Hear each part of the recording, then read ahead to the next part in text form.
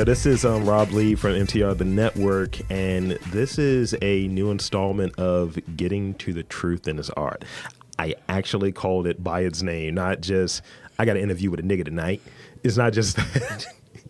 So with me this week, I have noted poet, noted creator, business owner. I can keep going to superlatives. Yeah. I know you as Meechie. Like, Yes. So what we got? I am Meechie. Hey, guys. I am Meechie, a.k.a. Poetically Meechie. Here. Also, a.k.a. Meechie the hairstylist, the bomb-ass hairstylist. Okay. So, what We am I out saying? here. Where I'm at? I'm a hairstylist, 15 years. I'm a poet since birth. Recently been a spoken word artist. Okay. And recently I've won first place. Woo, woo, woo, Gang, gang. in the gang gang. Yeah. So, in the poetry slam competition, I'm trying to get on the Baltimore poetry slam team. And should I say where it's at now? Yeah, feel free. And the finals will be at Red Emma's Bookstore Coffee House. Yeah. On February 8th.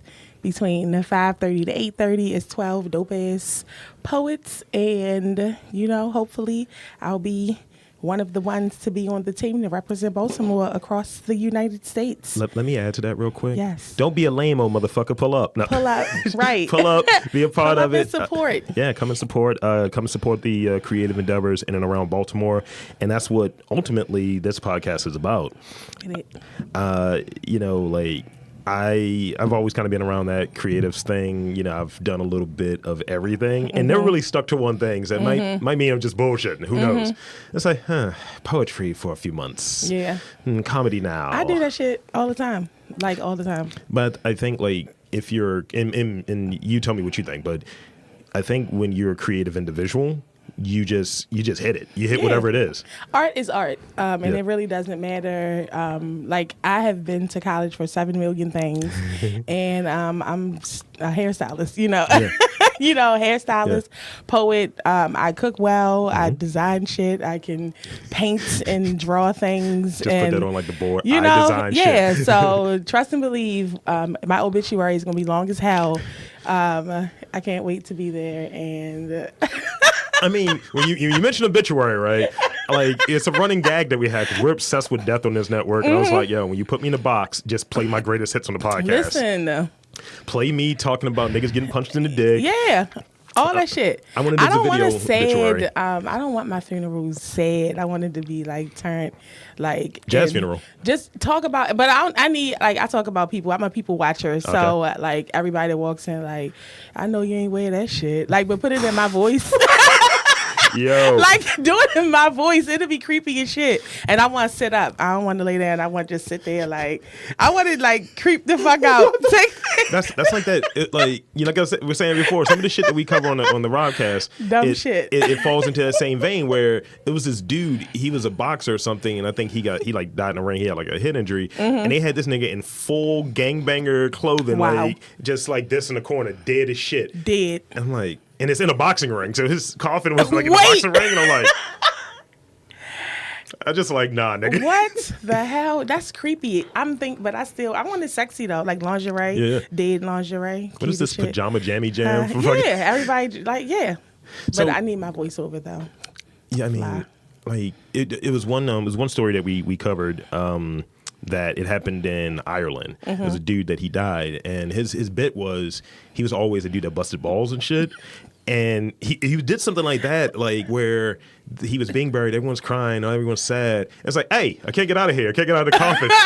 And he's just running down the shit, and he's just like, what are you wearing right now? So he already had this shit. Yes. Oh my God. I mean, that's make a good it a idea thing. though. Yeah.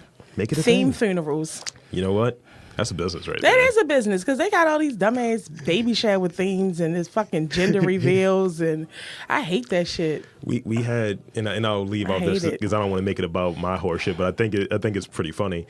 We were talking about, so it's a realty company that sells houses where people died at. Like, I'm talking about like mass murders, like mass suicides and shit like that, right? So a discounted rate. Of course. And so we were talking about, it's like, yo, it's a lot of murders in Baltimore. Yeah. I was like, this realty, but he sells it with saying like, he's telling you niggas died here. People died here. And that's a selling point from him. The numbers go up. So people are fucking crazy. So I'm like, yo, we should just do something called Murder Realty. And if you die in there, we'll pay for the funeral. That's the pitch. Oh my God. It might work. They got the damn laundromat that, get married here. Oh my God. That shit. Do something with the vacants. It's like, yo, we put bodies in these vacants. Yeah. So that's creepy. I want to talk about Baltimore. I want to talk about poetry. I want to talk about I'm with it. Like follicles. All that shit. I don't have many follicles, so it's gonna be a very short conversation about that. You got enough. I got enough. I want to dye my beard. I needed to grow back. It was dicey for a minute. Mm-hmm. So let's get right into the whole poetry thing, right? Well, not thing, because I think that's dismissive. Yes. And speaking of which, when it comes to your creative endeavors, like, how do you combat when someone is kind of dismissive of what you do and what you're passionate about? That goes well. Let me think. Normally people are very, they usually embrace when I tell them what I do. Yeah. Normally it goes, oh, what do you do? Blah, blah, blah, poetry and hair, Okay, well, let me hear something. And that's just usually how it goes. But then you get those people like, you ain't no fucking poet, So those people, showing is proving. And I just feel like, but normally, and the sad thing is, normally the people that say stuff like that, those are the rappers. It's always the whack rappers who feel like, oh, you gotta hear my bars. Let me I spit, and I'll be like, okay, we done now? You're spitting lukewarm water. Yeah, so it's like normally, I don't really feel the need to prove myself. I know who I am. I know what I'm capable of. And if I tell you what I do and you're blessed to hear what I do, then be thankful. And if you don't believe what I do, then you'll see it at some point. I just got started on doing spoken word. But it's something I'm passionate about because I do flip-flop from things.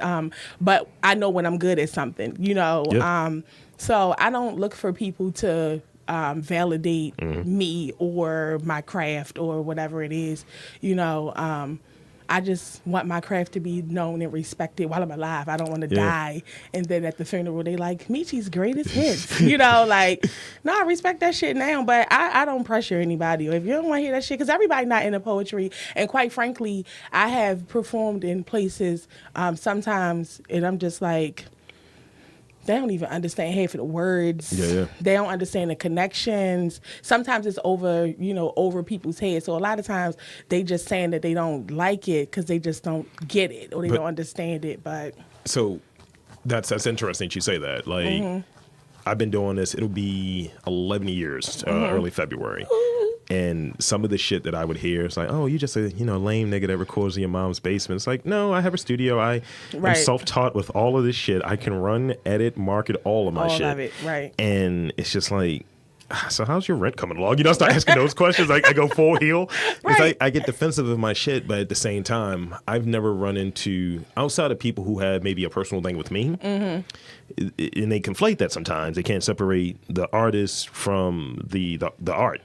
But, yeah, and I think there is a time where you can't separate the two if their subject matter is like... Right, it's themselves. Like, you're a motherfucker. But you run into it, at least I run into it, I'm like, all right, I don't need to show you anything. And when people do pull up and they do listen to what I'm saying, or they get any piece of like me or kind of how I go about, like I was talking to you about a few of the topics, people generally, it's like, yeah, that's fucking funny. Or just shit that I say. Like, I remember I was in DC at this thing. It was a Black Nerd convention called BlurredCon.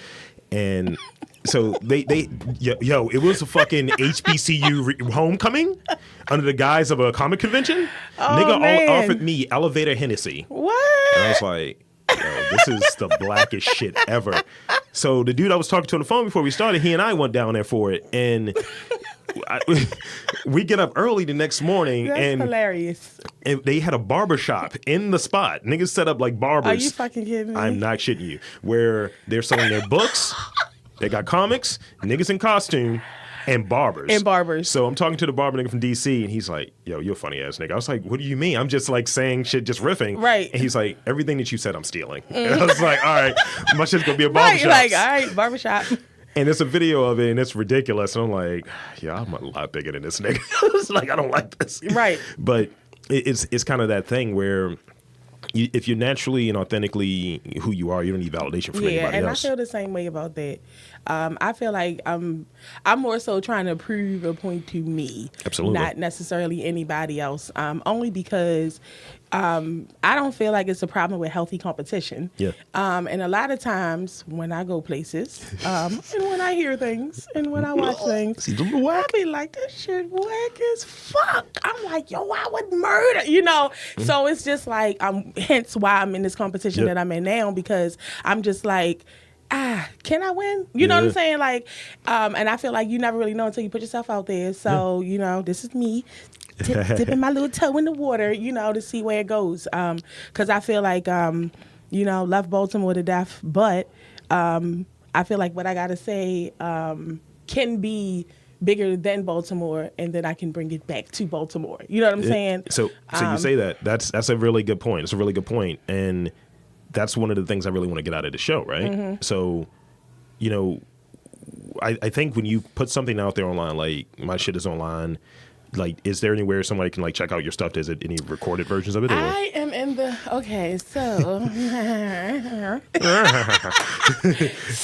Bars. Creative genius at work. Yeah. So I have been back and forth with myself and I. We have thought different ways to get the poetry out there, because although I love poetry, it's not the biggest thing, on the mainstream anyway. It's more like an underground kind of thing. Totally. So I've been thinking of different ways. So it's not out there. I don't have anything out yet because I've been toggling back and forth between videos, book, recording. I don't know which way I want to go with it yet, but I'm kind of narrowing it down to how I want things to go, because outside of me just being a poet, I also like to write, and I do want to, I can't just put my poetry out there because sometimes it gets a little nasty, a little raunchy. So I'm debating, okay, if I put out this nasty-ass, raunchy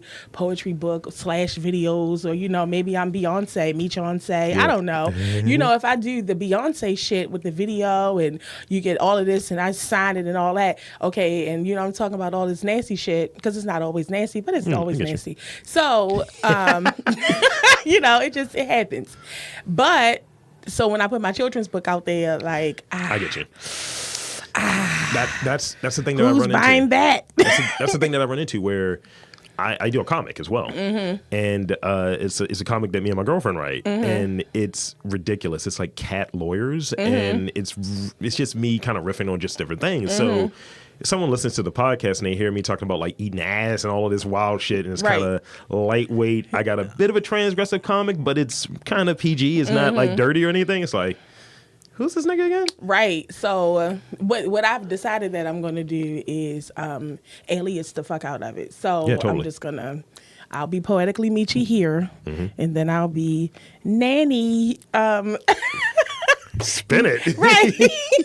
Is that the dirty one? Right. Which one is that? That's it, right. Instantly it gets nasty. That's the thing about Baltimore City. We can take any fucking thing and make that shit disgusting. Where you going? Up okay, so I'm gonna park up your heights. What the fuck? Anything. We could just instantly make it nasty. Real quick.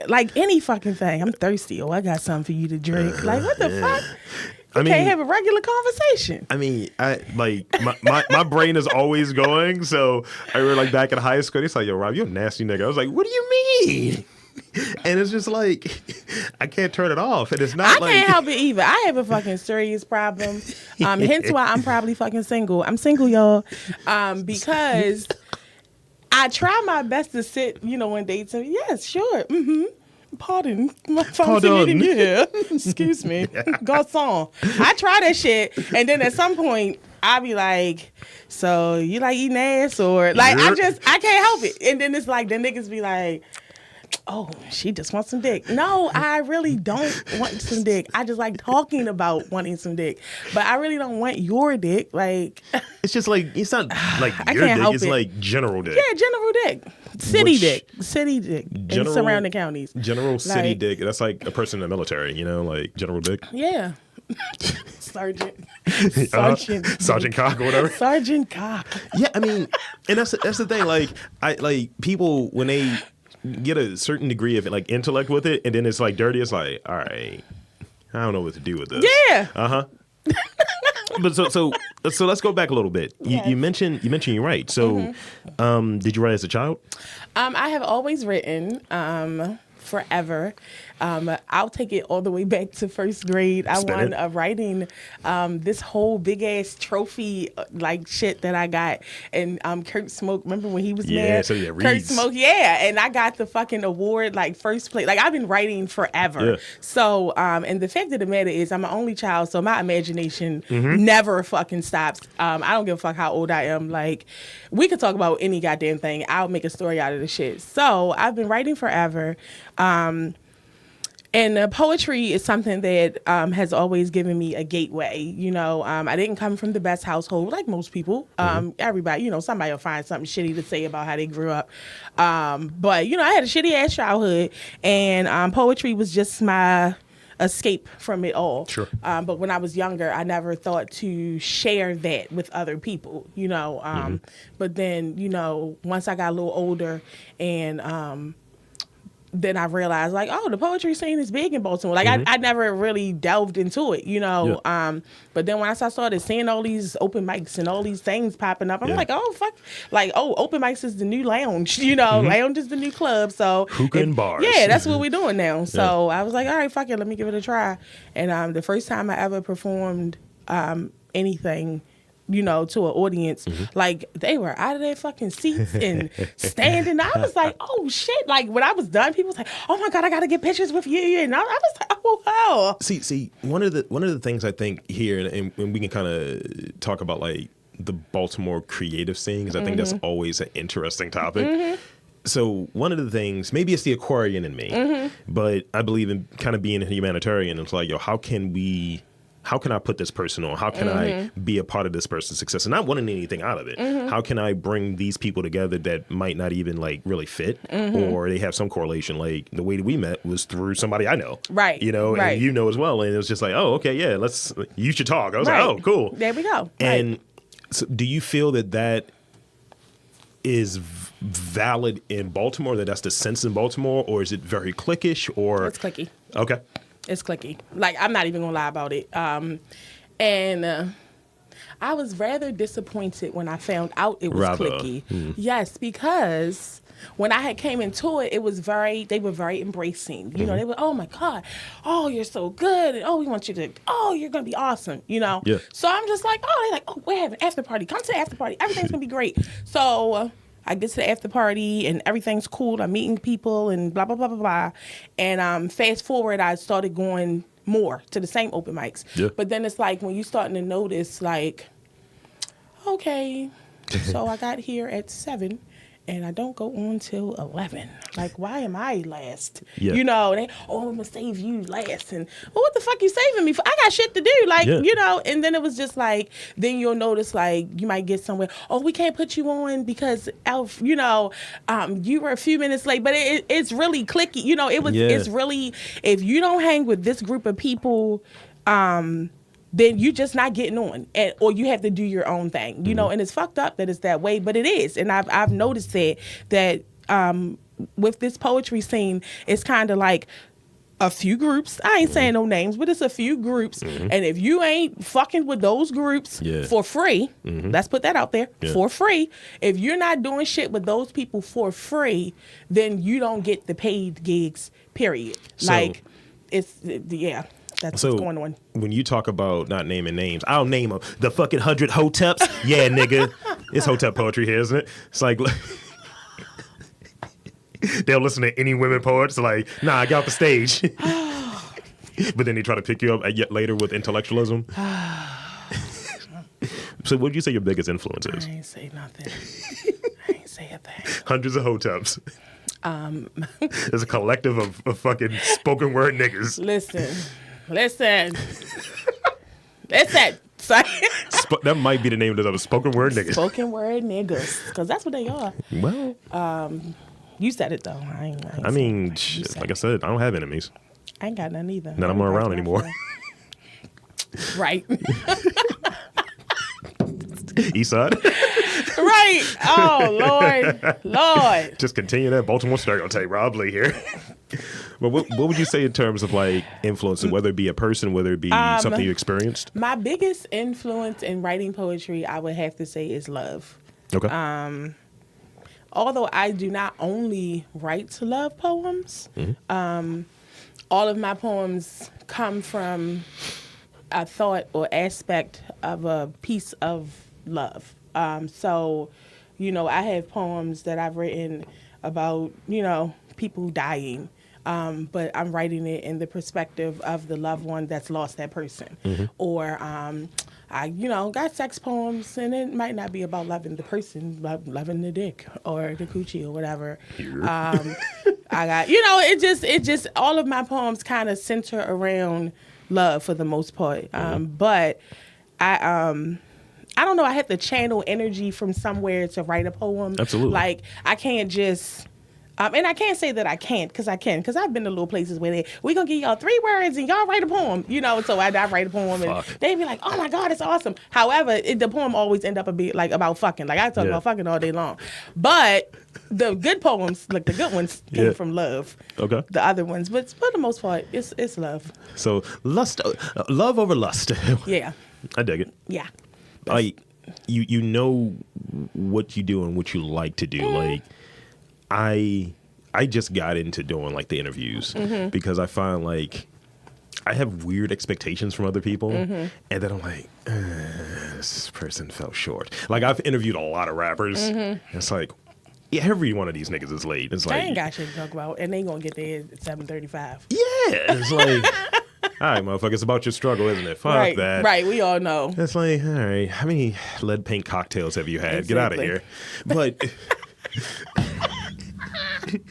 So Baltimore. Let's talk about Baltimore a little bit. Which part of Baltimore are you from? I'm from South Baltimore. Okay. Now, we don't I really won't rap Pigtown, but I'll say Washington Village. Yeah, that's I'm better. up the block. I'm up the street. It's a little better. It's like Breaking Bread is over there. Yeah. I'm up the street. Yeah, I used to go to Breaking Bread all the time. I love Breaking Bread. They got the wings, the sticky wings. I had stopped eating meat, but when I was eating meat, I was fucking them wings up. I used to get those awesome fries. Oh yeah. I was a crazy person. Listen, they have the Chipotle potato salad.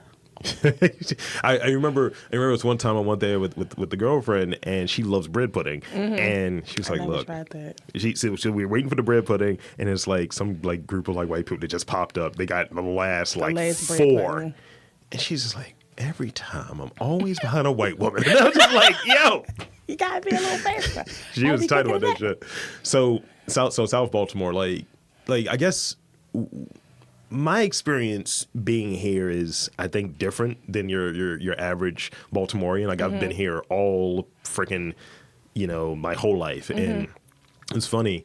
Like while acknowledging that it can be violent, can be dangerous, it can be shady, all of those fucking things that you hear, I just don't see it in that way. I see it as like a regular city that has its regular city things. But as noted rapper in front of the show, 83 Cutlass said to me, he's like, I'm going to start calling you 7 bullets. So I was like, what do you mean? He's like, you're a big nigga. It's going to be 7 bullets for somebody to take you down. Take you down. Damn. And I was like, shit. He's like, yeah, that's why you don't think nobody's going to run up on you. 7 bullets. But what would you say your experience in Baltimore has been? How do you view Baltimore? It's a lot. It's a weird question, I know. No, I mean, honestly, I love Baltimore. I do. You get it. I love Baltimore, and I know they killing, but I'm like, I know they killing. But where? I know they killing. I know it's happening. Yeah. But I don't see that, and I go everywhere in Baltimore. Like I be in the fucking hood. I just left the trap before I got here. Like I live in the trap. I live in the trap, but I definitely, my friends live in the trap. I just left a fucking trap house before I came here. I'm between Chase and Biddle. And so I was on Monroe. Look, I was on Monroe. I mean, we were in the same area. Yeah, we ain't too damn far. I love Baltimore. And I just wish that everybody else in Baltimore loves Baltimore. Because everybody that's in Baltimore don't necessarily give a fuck about Baltimore. So a lot of people in Baltimore City who really don't care about the people here, they're just here for a purpose. You know, like all of this fair housing and all that shit. Where the fuck is that happening at? And it's like fair for who? Like, but you know, the whole... It's conditioning. It's conditioning. Like, yeah. So... I try to be a little bit more aware of shit that goes on, especially like locally. And when they did the town hall a few weeks ago, I just remember sitting there like getting tight. I was getting high, but also getting tight. And I was like, I'm an analyst by trade, right? So I'm like, you motherfuckers haven't answered one question. One question. And you listen to it, and I always kind of joke about it. To the degree where I guess my way of like processing shit, I've had in the last month 4 people say you should run for mayor. I was like, I cannot. I was like, I don't have a record, which is not common. I've always been scared. This is so off topic, but like running for office, I was like, would I ever get into politics? I'm like, if they dug up those skeletons, like, I don't even know if I want to become a millionaire, because I'm like, as soon as these niggas start saying ho ho, I'll be like, fuck. Oh, I was joking about getting canceled. Like, I was like, oh, there are dick pics out there. There are some bad takes. Listen, I got good pictures though. Like I got stock photos. So anybody that has naked pictures of me, they all have the same naked pictures. Like I've been sending the same naked pictures for years. I mean, the same ones. I did the dude crop. I don't show anything else. It's like, here's the business end. Everything else is just like, no weird tattoos. There's no way of saying you can't even tell. That dick's Rob's. The women ain't even looking at the penis though. We looking at the background. Like the funny thing is, when y'all send dick pics, like I'll zoom in. This one guy, he was watching gay porn. Was watching gay porn. He sent me a picture of the small hard penis. And in the background, it was 2 men on. I was like, I was like, what the hell? And he was like, what's wrong with you? And I had zoomed in and sent him the screenshot. Yeah. He was like, what the fuck are you even looking at that for? I'm like, no, what are you looking at that for? I remember someone was like, yo, you got the same carpet in your bathroom. I was like, shit. Right. I was like, Or like niggas with fucked up feet. Like I zoom in, like, look at your toes. How could I ever fuck you? Your toenails are curved and brown. This What's nigga's wrong feet with look like you? gravel. Yeah, like what the fuck is that? Damn wood feet, little gophers. It's not great. It's not great. As far as the Baltimore thing, we so off topic. No. It's fine because ultimately it's about Baltimore and it's about showing individuals, like general real individuals. So one of the things that I look at, right? Like I look at comparable cities. Like my favorite city is New Orleans. I like Philadelphia a lot. And I start seeing really big similarities between those cities.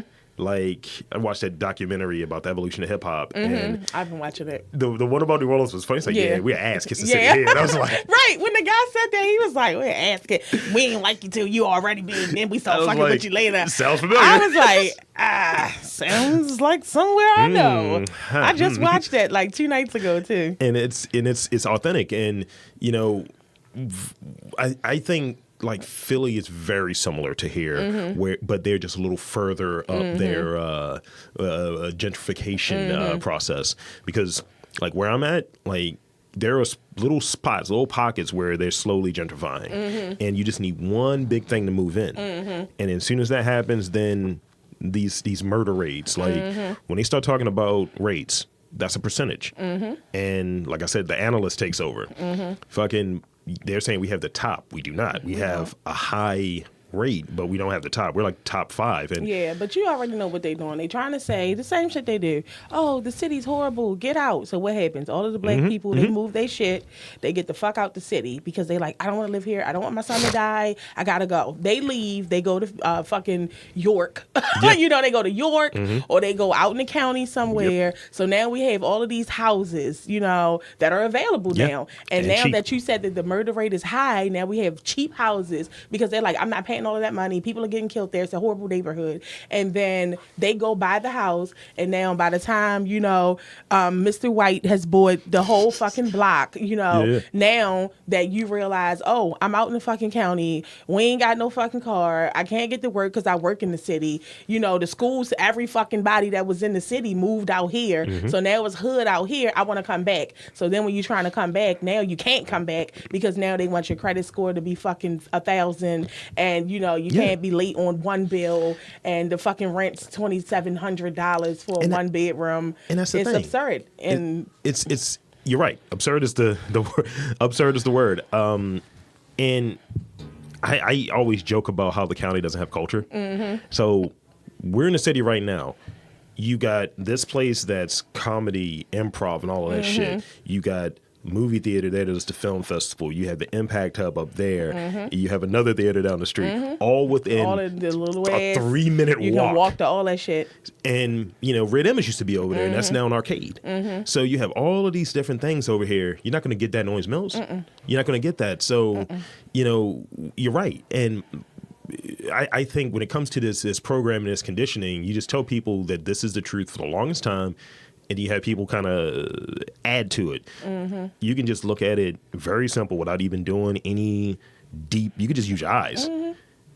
Why are they still building shit if the murder rate's that high? Why are they building places for people to live in? High, why are y'all still building houses? Listen, the funniest shit. Listen, I work down Fort Avenue. The funniest fucking thing that I saw, I think the place is called Spaces or something like that. And it's basically the equivalent of renting a fucking room. But it's white people renting a room. And the shit is hilarious to me. Like, they give you a bike. They built this whole building. That's some Brooklyn shit. You get a room, and you share the kitchen area, like the common. I said, just renting a room. Niggas been doing this shit forever, and now y'all have created a building of renting rooms. And like, oh, it's a shared space, and we give you a bike. And I'm just looking like, this is shit that we've been doing it's just a rebrand. Forever. It's a rebrand. And y'all took it, rebranded it, and it's like, y'all not worrying about no fucking murder rate. Listen, I live in South Baltimore. I just moved back down here.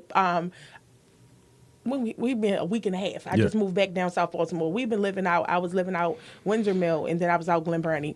And boring as fuck, nothing to do. Like, shoot me in my fucking head. No culture. Nothing's happening. Nobody, even the fucking animals are like, kill me. Like, it's this nothing to do. It's bullshit. Y'all dumpsters don't have shit in it. Y'all recycling. This is bullshit. I was trying to get some Turkish food. What the fuck? Right. But it's crazy because, like, now that I'm back down South Baltimore, I'm tripping because, and the funniest fucking thing to me is the scoop your poop signs. I said, where the fuck do I live now? Not that I got kids. I have children, so I don't necessarily want the niggas on the corner. I don't want the dope deal. However, scoop your poop. This is what this neighborhood has turned into. We used to shoot, like, they be shooting dice out here, and now it's scoop your poop. And I'm just like, you come out and say, hey, neighbor, how you doing? It's a plant on my fucking porch, and I just think the shit is hilarious. And it's not a grandmother plant. Like, this is a nicely manicured. It's not that overgrown. Yeah, it's beautiful. It's a gorgeous plant in the winter. I don't even know how the fuck you got that shit alive, but I like when the convergence happens of you still got, like, the fucking corner boys and shit. So, like, where I'm at, the corner boys, but there's a Starbucks that's really close. Exactly. So I'll go over there to the Starbucks. The dope boys are in Starbucks. It's like, it's a lot of runners over here, nigga. Listen. And you'll see, like, we don't have, like, the scoop your poop. Literally, it says, your dog did his duty, now do yours. Oh, I'm like, man. Fuck this place. Right. Ours is definitely scoop your poop. But the thing about it is, rhymes and shit. When they do all of that, like, now that I've noticed, like, I'm analyzing the new neighborhood, the quote unquote new neighborhood, and I'm looking around and I'm like, okay, well, where are the businesses that used to be here? Those businesses are gone. The small businesses that used to be here that made this community thrive aren't here anymore. Now it's just like, and it's not quite big business yet, but it will happen, because it's just like these people who are moving in, they aren't the people that was supporting the small business. They not putting no money into this community. They move here because it's close to the big businesses that they want to go to. They want to hit DC. So they want to go to DC. We right by 295. We can go downtown, and they doing every fucking thing downtown. But it's like the small businesses, the community, the mom and pop stores, and all of that shit. The people who lived in the neighborhood, they can't even afford to be in the neighborhood anymore, and the neighborhood association that got all this bullshit going on. So it's crazy to see that, because then it's just like, well, where am I at? Where do I fit in here? Like, it's just hard to look at, like, even with the school, like, my daughter goes to school across the street, and she's in the second. How old is she?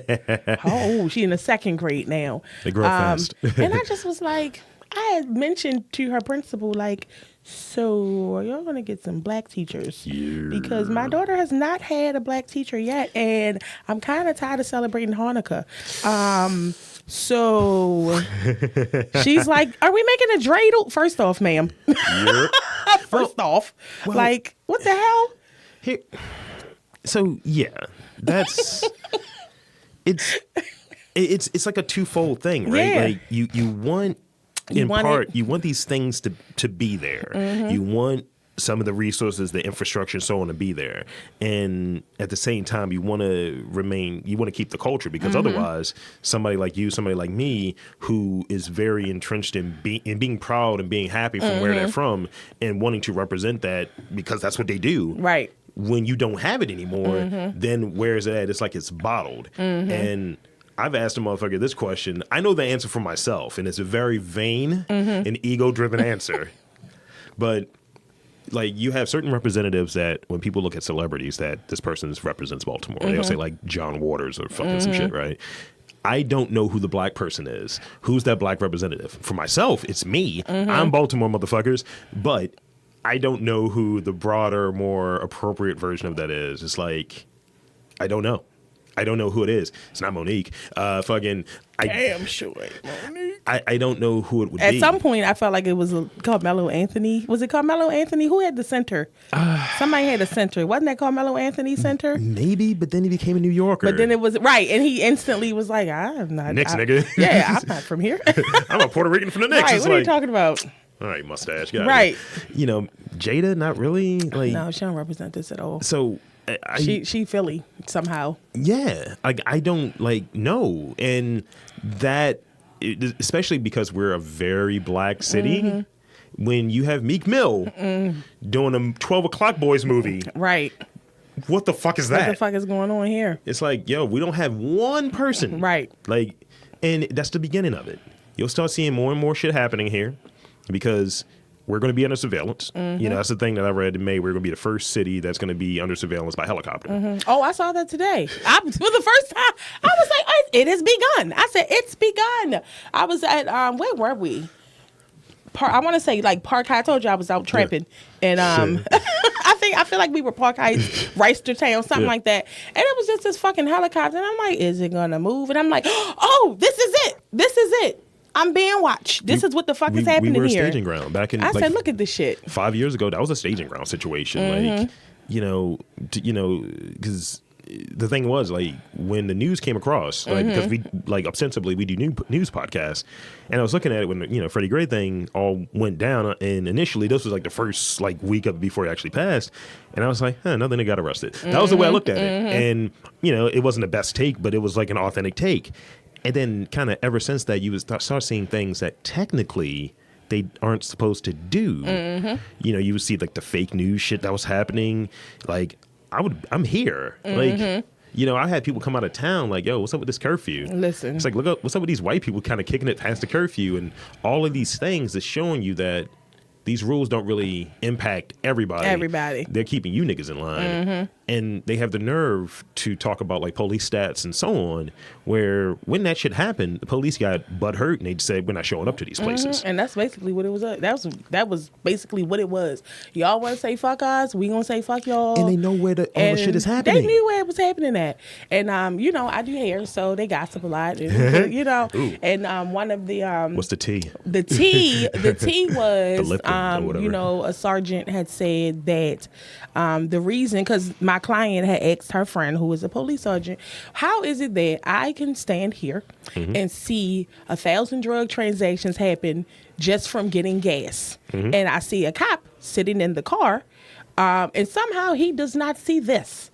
How is that possible? And what was told to her was, this is hearsay, but what was told to her was it's not worth it.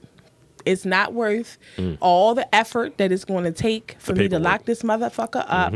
And they going to be out, especially the younger kids. They will be out quick. They like, I'll be out before you get off. And then they'll be right back on the corner tomorrow doing the same thing. So at this point, she said that they told her they really just out there trying to make sure the drug transaction is safe, as opposed to not happening at all. And I just thought that was some fucked up ass shit. I was like, that is fucked up. So essentially, what you're saying, secondhand, of course, Of course. sell drugs, but don't murder nobody. But don't kill nobody. You know what? Y'all can be high. Right. Go ahead and get high, niggas. Just don't kill each other. The new crime is stop scamming niggas. That's what you should do. Yeah. They like that's Hit that the Detroit old way. crime. They've been doing that shit. Yeah. Scam. They've been doing that shit. I mean, I prefer that. Gift card scamming. Yeah. I don't like when they scam the old people though. Like that's kind of fucked up. Yeah. Have some morals. Some dignity. Some dignity. Be ethical in some ways. You gotta leave the old people alone. Has to be some code amongst thieves. Gotta be. So we're gonna, get towards the whole wrap up thing, but we want to talk a little bit more about. I'm gonna leave it open to you. So creatively, just are there any final thoughts that you have, maybe in terms of like giving advice to someone who wants to get into spoken word, get into that community? My advice for that would be just do that shit. Okay. Like honestly, I meet a lot of people who, when I tell them, about my gift, that they'll be like, oh my God, I do that too. And they put so much thought into, well, no, I got to prepare this. I got to get this. I got to do this. By the time you do all that shit, you're not going to do it. It's not even going to be as important. Like when you get the adrenaline going to do the shit, just do the shit. Mm-hmm. We spend so much time doing, I got to plan this and make sure this is lined up. And before you know it, it's gone by the wayside. Just like your girlfriend, I'm going to get bread pudding. And, before you know it, somebody else took the fucking pudding. If you want the pudding, grab the fucking pudding. If you want that shit, get that shit. Because it's right there for you to get. You know what I'm saying? Take the pudding, nigga. Take the pudding. Take the fucking pudding. Take that shit. Because at the end of the day, the time, like let's say for instance with me, I've been writing poetry for a long time, never wanted to perform it. But what happens is you write shit now or then that's relevant then. You're like, oh, now I'm going to perform it. That shit not even relevant no more. Yeah. Like whatever the fuck you were talking about, you're not as passionate about it anymore. You've got closure with whatever that situation was. So now when you go to perform, it fucking sucks because you should have been did that shit, So it's just one of them things like we procrastinate a lot. Like I'm a serial procrastinator. What's your sign? Sagittarius all day. Okay, that makes sense. Yeah, I am a procrastinator, and I know this of myself. Both of my parents. Write all your reports late, all that shit. But it's don't be the best report, most creative shit. However, you definitely getting 5 points deducted because it wasn't on time. That's late, right? Yeah, that's how we are. We do the shit on our own fucking time. But that would be my biggest word of advice. When you get the idea in your head, it's so many things that I've thought of that I'd be like, oh, that's a great idea. By the time I actually go to try to figure out how to do it, what I'm gonna do, somebody else already came up with the shit. And I'm like, they just stole my fucking, I'm a billionaire at this point. Like I could have been did this shit, just like with the poetry in the video. I'm like, okay, I'm gonna do this, I'm gonna get this person to do bop, bop, bop, bop, and I'm gonna have these videos. And the next thing I know, I go online and somebody made fucking videos and bitches dancing in ballerina. I said, I was gonna do that shit forever ago, That's the thing, like, that I run into all the time. I had a really interesting conversation before I came out, and it got me really tight. So like I said, I've been doing this since 2009, and the show has got a corny name. I wanted to change it, but it kind of stuck. It's Mastermind Team's Robcast, and there are 11 other Robcasts that all were birthed after me. My shit was active, so niggas just like, I'm doing this too. I'm just doing it. So if someone's looking for it, it's been so many times people will look for it. It's like, I look for Robcast. Who's this white dude? You're not white. You're not. Exactly. Like, shit. But you're right. Like, I remember like back in the day, just when you have the resources and infrastructure, you can quickly get it done. But at least just commit the idea to something. Yeah, just something. And one thing that I tell my children all the time, because they came in the household of the procrastinator, so they have a little bit of my ways. But what I try to remind them is, you're not as authentic as you think. And it's sad to say, we wake up like light bulb, Yeah.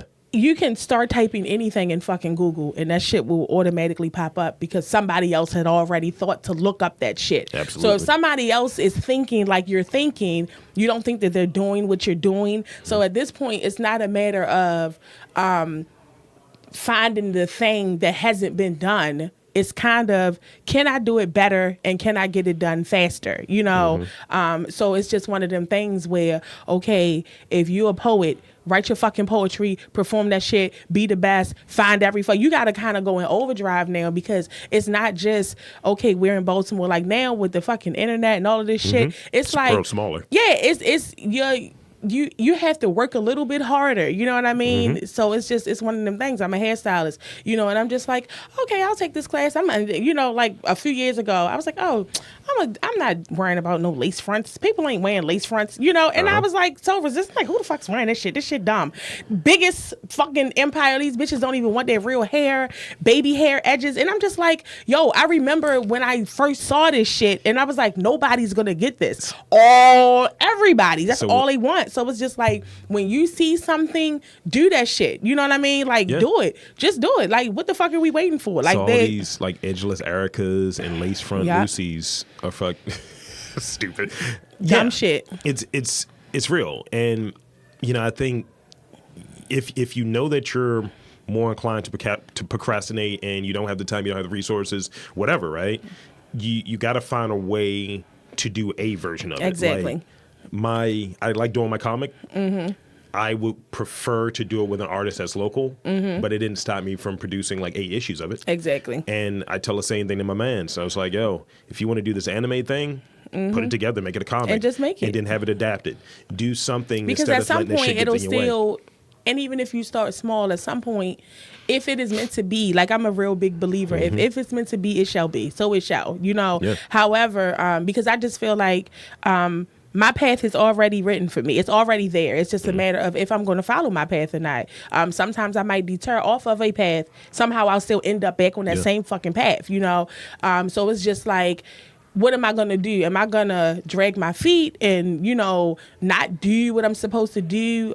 Because I don't believe that I was brought here and put on this earth to be basic. I wasn't put here to be basic. I'm from Baltimore. I'm not fucking basic. Fuck, But, fuck you mean? Yeah, fuck you mean. Like, I ain't basic by far. However, a lot of times we let things and little small things get in our way that make us basic, But in actuality, the shit that we overcome and the shit that we go through and see, and we still strive, we still survive, and we're still fucking awesome. Like, for real, we like a fucking city of superheroes. So at the end of the fucking day, I feel like if I can sit here and see all these friends get killed, motherfuckers getting put out, figure out how to eat in the dark, grilled chicken nuggets to live. Like, if we can do dumb shit like that, fuck 50 niggas raw and not get shit. Not that I that wasn't me. That wasn't at me, but we know people that do that shit.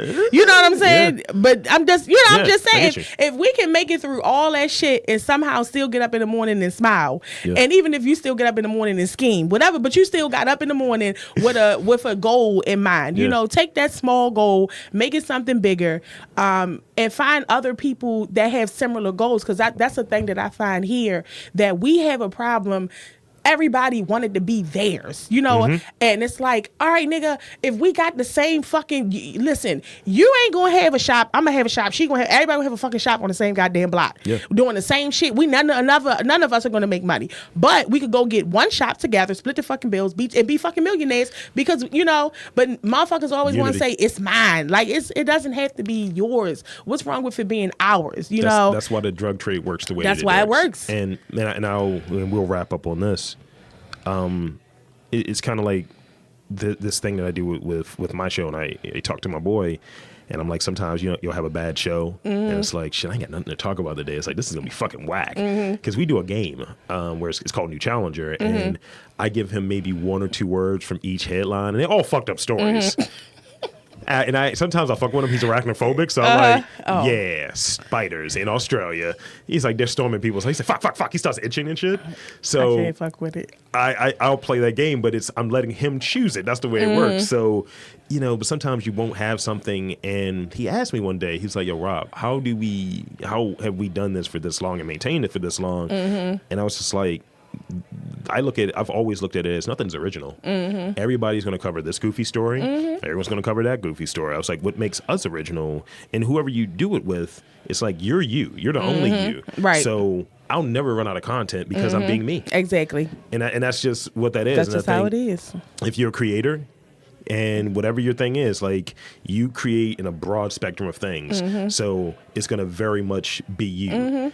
And speaking of you, where can they find you on social media? You can find me at on IG as Poetically Meechie if you're looking for poetry and beautiful pictures of me in the mirror. And you can also find me on IG under Meechie Howard if you're looking for a hairstylist, because I'm the shit. Yeah. And I'm sure you can also find me on XXX videos under. I mean, I'm about to pull out the pen. I was like, where can we find this? Because look, you got your ears perked. Like, where? like, where? word? No, I'm not on there. I don't think I'm on there. But if anybody see me on there, let me know so I can slap the shit out of somebody. There's a few ex-girlfriends I've had on there. I was like, really? I didn't record it. Let's come back. I've never been on there, I don't think. But yeah, so Poetically Meechie, Meechie Howard. I'm on Facebook. It's Meechie Howard. I don't really go on Facebook too often. Scam life right there. Yeah, I don't really go on Facebook. I'm more on Instagram. I just want to post my shit and get out of there. At some point, I'll be on YouTube. I'm working on my little videos right now. They're going to be fucking dope. And yeah, and I'll be in a theater near you soon. And what's that date again? It is, hold on, February 8th, Red Emma's. What's the full name of that? Red Emma's Bookstore Coffee House, 5:30 to 8:30 on February 8th. It's the 2020 Grand Slam Poetry Competition featuring yours truly. I'll be there competing for my space, hopefully, prayerfully. Yeah. It's gonna be dope as shit. I'm bringing that heat. I got that fire. I got some new poems and shit. Awesome. So that's great. Come through, support. It's definitely February 8th is going to be on your social, so they'll be able to see that. And thank you. Thank you. Thanks for following up. This has been great. Dope. So until next time, this is Rob Lee saying, there's always art and shit around. Just got to look for it.